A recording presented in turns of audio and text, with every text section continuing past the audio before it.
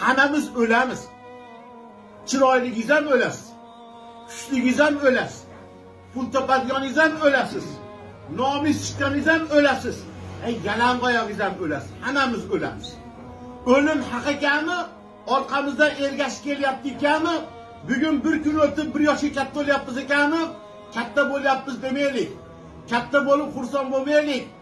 Bir oy, ya'ni bir yil, bir kun qabrga yaqinlashyapmiz. Umr ketyapti, o'tyapti.